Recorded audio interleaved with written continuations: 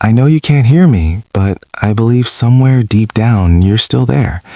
So I'm going to read to you tonight about courage and hope and all the things worth fighting your way back for. 26-year-old Clover Ashton's voice was soft in the dimmed ICU room as she settled into the chair beside bed 12, opening a worn paperback she'd brought from home. Her shift had ended an hour ago, but she couldn't bring herself to leave. The patient, a 33-year-old man who'd been in a coma for 3 weeks following a severe car accident, had no visitors, no family listed in his charts, just a corporate lawyer who'd handled the administrative details and left. The night nurse had mentioned that studies showed coma patients sometimes responded to familiar voices and stories, that the brain might process more than doctors understood. So Clover stayed, reading softly about adventures and redemption, her voice the only warmth in the sterile room, filled with beeping monitors and the rhythmic hiss of the ventilator.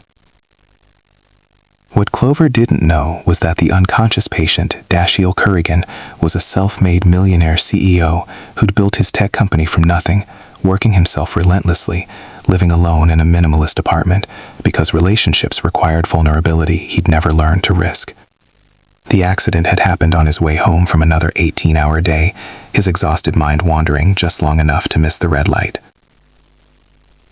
Clover began staying late every night, reading chapters from different books, classics, mysteries, poetry, anything that might reach through the darkness. She talked to him too, sharing small details about her day, her mother's recovery from surgery, the stray cat that had adopted their porch. She treated him like a person, not a patient, like his silence was temporary rather than defining. "You know what I think?" Clover said one evening, adjusting his pillow with gentle hands. "I think you're tired. I think maybe you worked yourself so hard that some part of you needed to rest, really rest. But when you're ready, I hope you'll come back. Because the world needs people, even stubborn workaholic people who forget to take care of themselves." The months crawled by. Other nurses thought Clover's dedication was sweet but futile. The doctors gently suggested that outcomes for patients in prolonged comas were rarely positive. But Clover kept showing up, kept reading, kept talking to Dashiell like he mattered.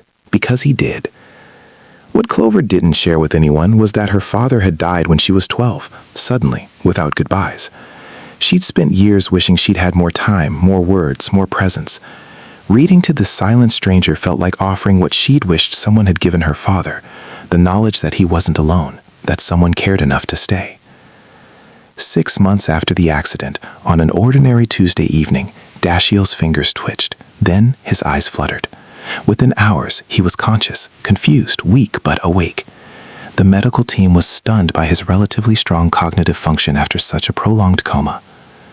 But when Dashiell could finally speak, his first coherent question confused everyone.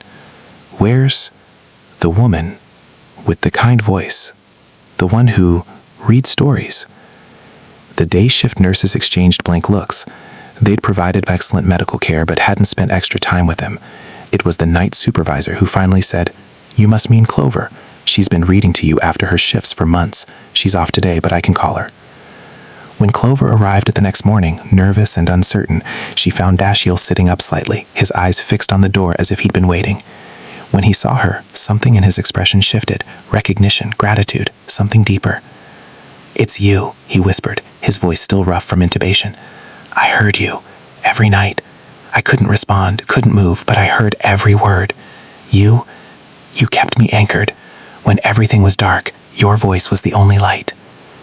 Clover's eyes filled with tears. "You could hear me. Not always clearly. Sometimes you were far away, like hearing someone underwater. But you were there. You told me about your mother's surgery, about a cat named Marmalade, about books where people found their way home.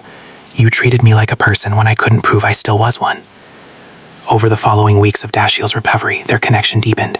He learned she'd worked 2 jobs to support her mother, that she'd given up nursing school to be a caregiver, that compassion was her default setting despite carrying her own grief. And she learned he'd been profoundly alone, that success had come at the cost of human connection, that the accident had forced him to confront a life that looked impressive but felt hollow. "I remember one night," Dashiell said during a physical therapy session Clover attended on her day off, "you read me a poem about second chances. You said sometimes we have to lose everything to remember what actually matters. I think that's what happened to me." What Dashiell didn't say immediately, what he revealed gradually as trust built, was that he'd been semi-conscious enough during the coma to make choices about returning. And Clover's voice, her consistent presence, her genuine care, had been what made coming back feel worthwhile. 6 months after waking, Dashiell had made remarkable progress. But more significant than his physical recovery was his life transformation.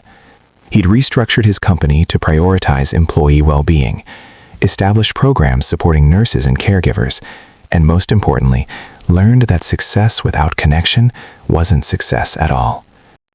And Clover, with Dashiell's encouragement and financial support, she initially resisted but eventually accepted as friendship rather than charity, returned to nursing school, finally pursuing the degree she deferred. One evening, sitting in the hospital garden where they'd taken to meeting, Dashiell looked at Clover with eyes that held everything he'd learned in darkness. "You stayed when you had no reason to. You gave hours of your life to someone you didn't know, expected nothing in return, treated my silence as temporary rather than permanent. You taught me what kindness actually means. Not grand gestures, but consistent presence. Not pity, but dignity. Not obligation, but choice. You gave me a reason to fight my way back. How do I possibly thank you for that?" Clover smiled, tears bright in her eyes. "You already have, by waking up, by choosing to come back, by remembering that even in our darkest moments, we're not alone if someone cares enough to stay. That's all I wanted, for you to know someone was there, that you mattered, that coming back was worth it. Because kindness doesn't require consciousness to matter, doesn't need acknowledgement to have value, doesn't count the cost before giving. Sometimes the most profound acts of compassion happen in silence, witnessed only by the giver and the universe, yet they echo in ways we cannot measure, pulling people back from darkness, reminding them they're worth fighting for, proving that love and presence transcend the boundaries we think define human connection." If this story touched your heart, please like, share, subscribe, and comment. Let's spread more stories of kindness and hope together.